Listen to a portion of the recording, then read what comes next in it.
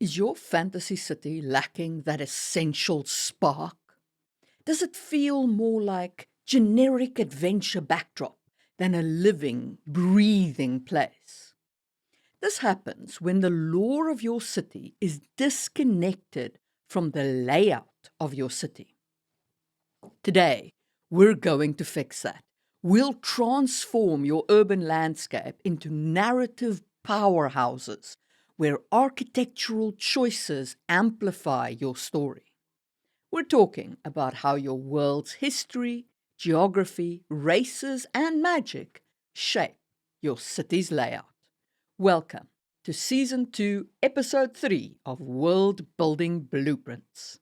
The first thing we'll discuss today is the foundation of layout using lore as an architectural blueprint.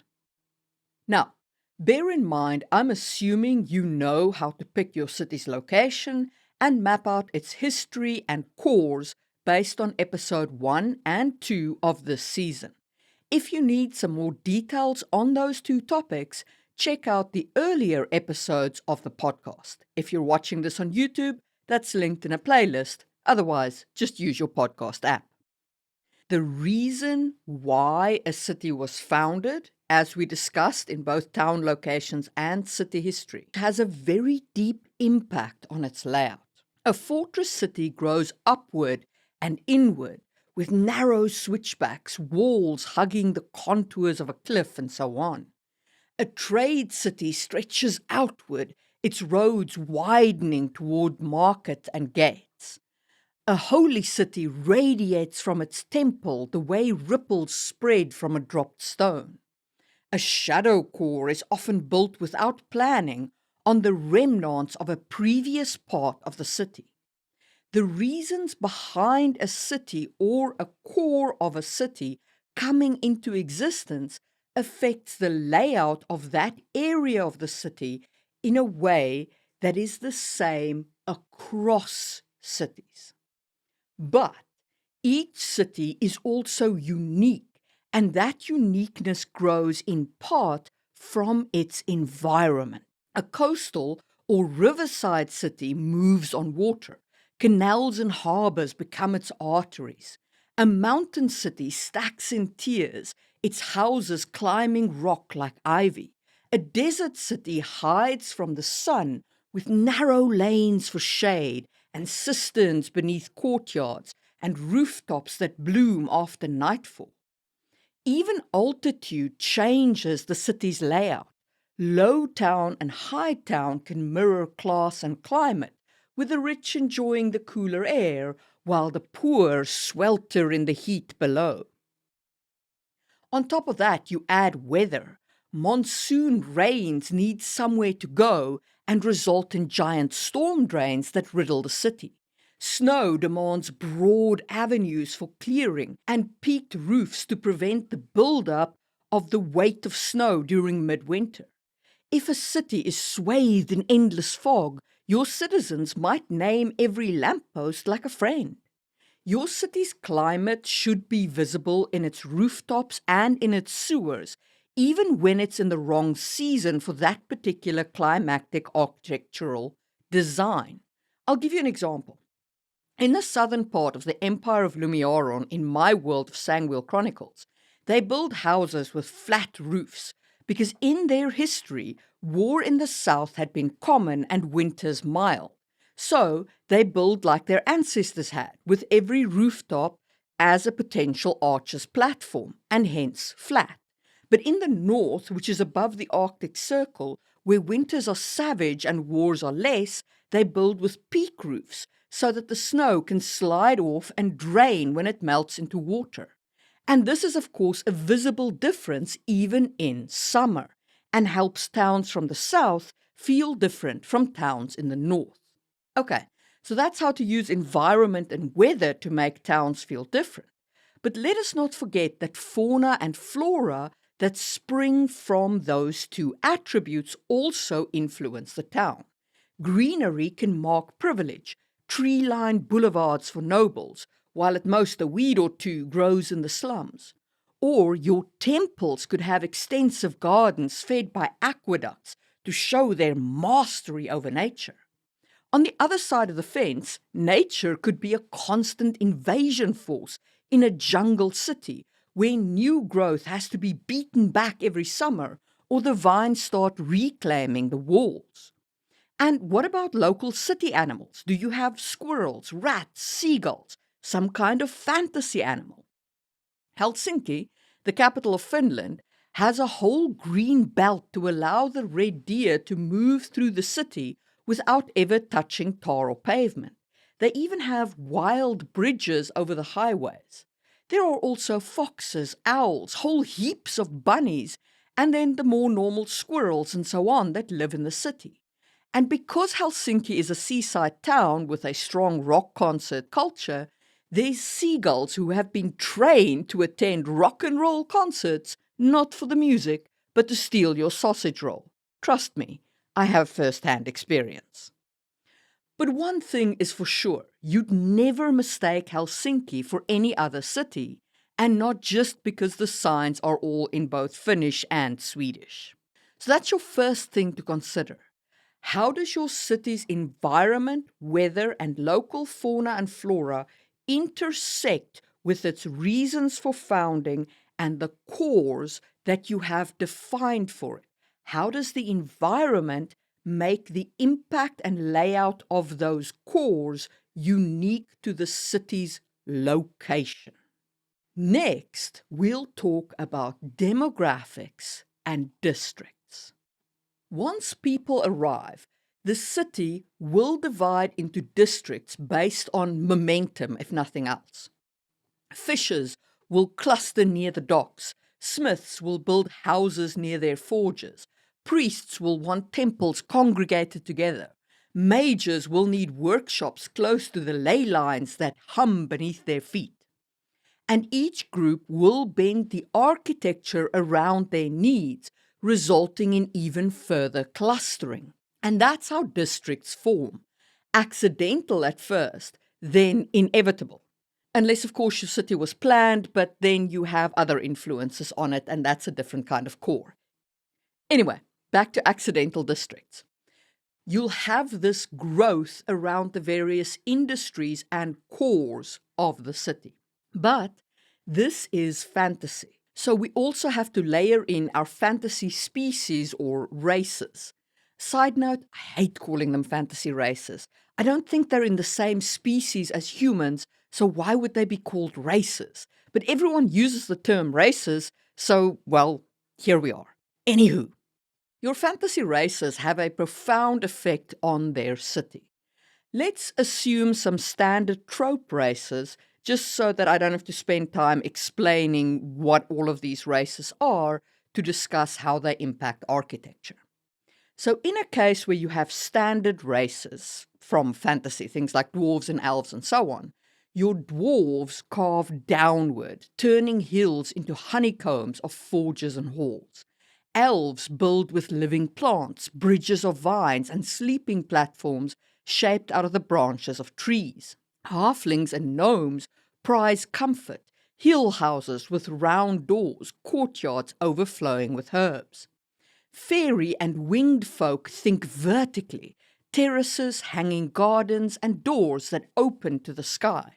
Humans, ever the borrowers, mix it all together, a dwarven bridge alongside an elven roof garden besides a gnomish clock tower. And speaking of fairy folk, physiology shapes layout. Centaurs need ramps instead of stairs. Amphibious races demand water entrances. Giants require plazas broad enough to turn around in. When you're building your city, consider who your dominant race or species is. What would their homes look like? How would they move around in the city? How would they transport goods? Then think about what other races and species share the city with them and how the architecture accommodates for them. Is there an elf town or a little hobbiton or some area of the city that caters for mouse people where no cats are welcome, or entrances on some of the roofs for a flying race? In a multi-species city, you can use layout to surface cultural friction. Where a dwarven quarter butts against an elven grove, you'll find hybrid architecture, carved stone wrapped in vines, creating a grudging compromise or a continuing conflict. And that gives you potential fault lines from which you can create drama to drive your story or your campaign alike. Before we talk about the flow of power, give me one moment to tell you how you can get even more out of this podcast. Members of the Just in Time World Building YouTube channel get free access to the worksheets on the topics we discuss in these podcasts. From the Build It in Straw tier to the Build It in Stone tier, not only do you get these worksheets, but you also get a monthly members live stream and early access to all my videos.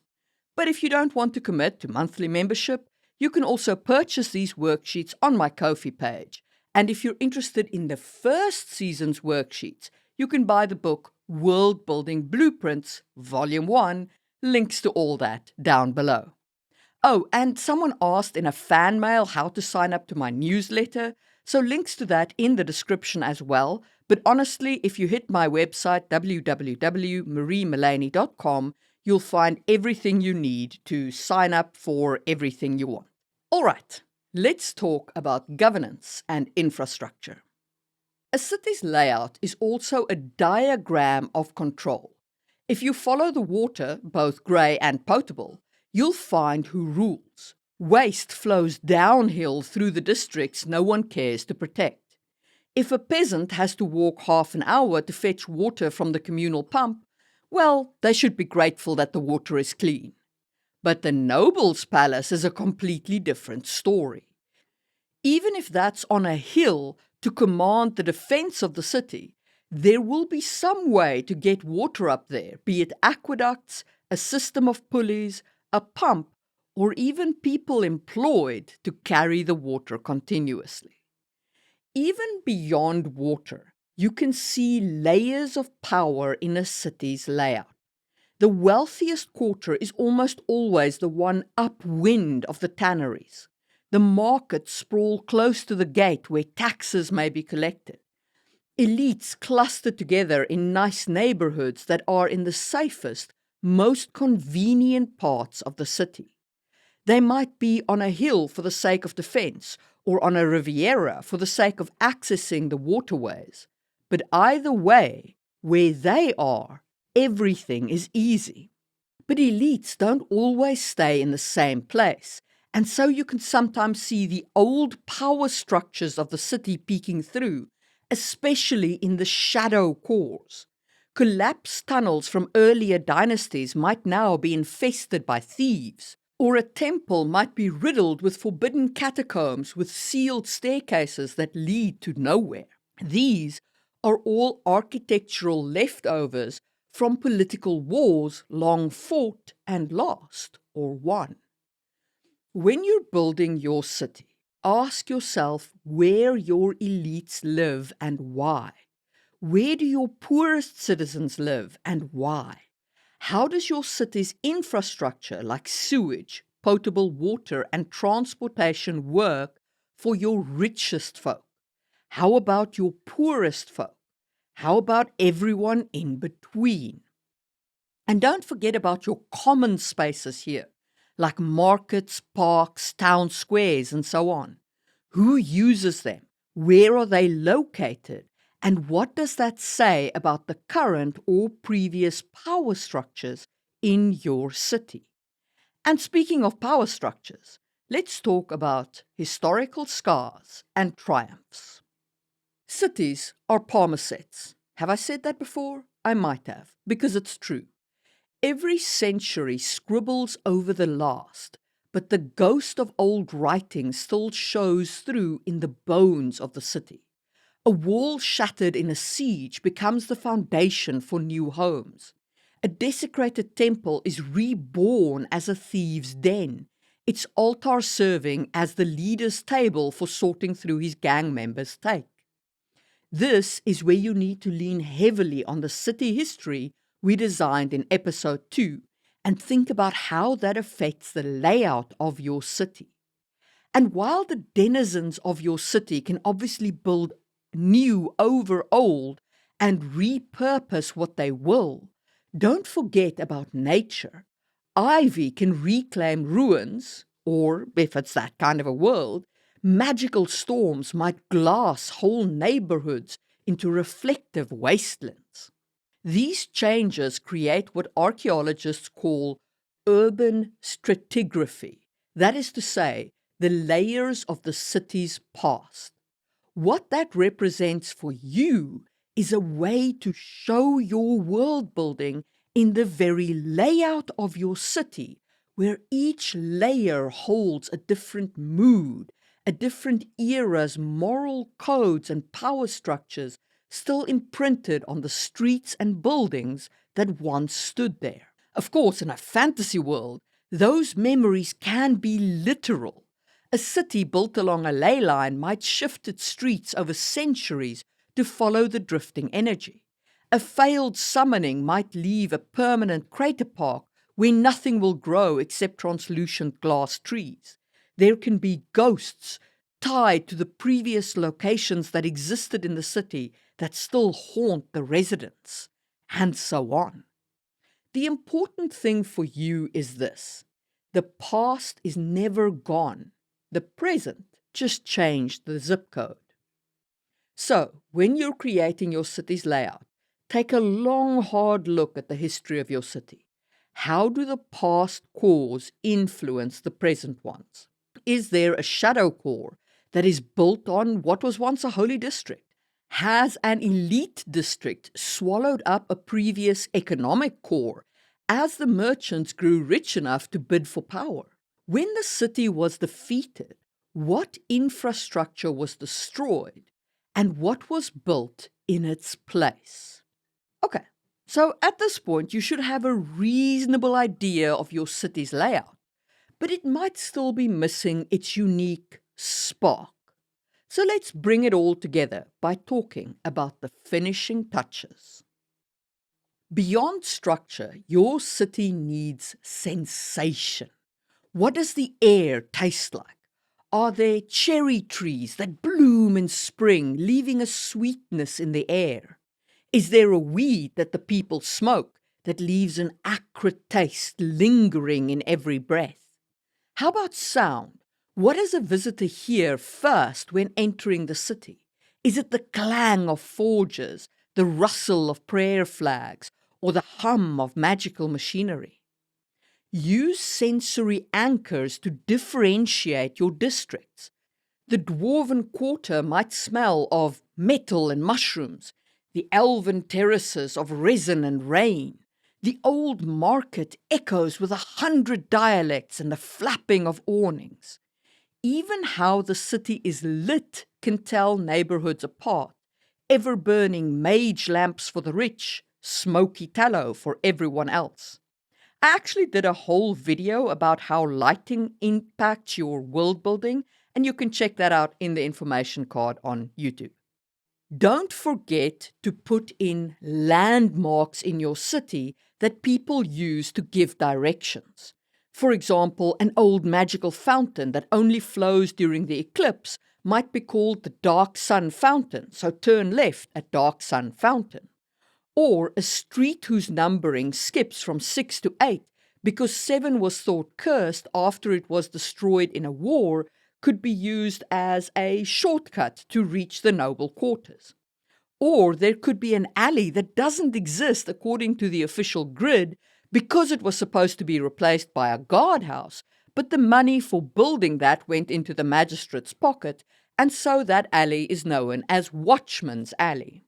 When your players or readers then explore the city and hear those names and the directions used around them, you can gently bring in the lore of your city without info dumping, and that draws your readers into your story and into your world rather than giving them pages of information to slog through to understand what happened to your city and how it was shaped by its past.